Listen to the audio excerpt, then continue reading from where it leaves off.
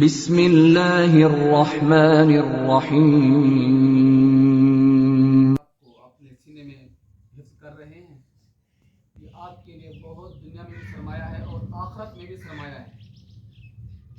جو حافظ ہوتا ہے نا وہ دنیا میں بھی امیر ہوتا ہے اور آخرت میں بھی امیر ہوتا ہے. اس کے پاس بہت بڑی کتاب کلام اللہ قرآن پاک ہوتی ہے.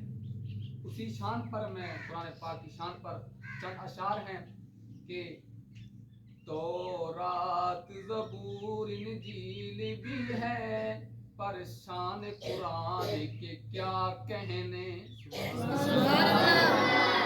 زبور انجیل بھی ہے پر شان قرآن کے کیا کہنے. تورات زبور انجیل بھی ہے پر شان قرآن کے کیا کہنے. اللہ کی نازل کردہ اس رحمت کی بران کے کیا کہنے. تورات بھی ہے ذی شان مگر قرآن کی شان کے کیا کہنے. انبیاء تو اور بھی گزرے ہیں جنہیں رب نے خلیل کلیم کہا.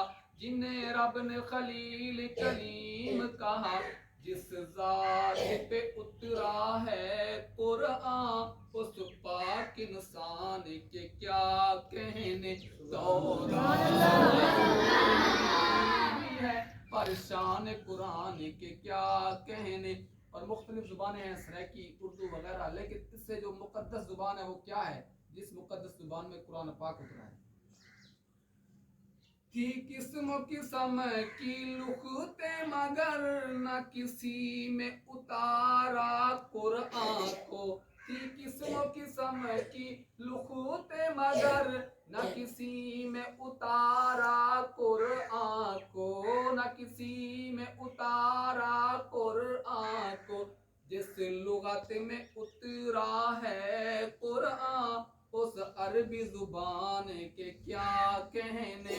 جس لغت میں اترا ہے قرآن اس عربی زبان کے کیا کہنے.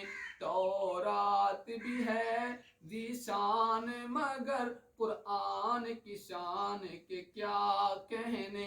اور قرآن مٹانے والے خود مٹ گئے تھے اور مٹ جائیں گے. قرآن باقی ہے، قرآن والے بھی باقی رہیں گے انشاءاللہ.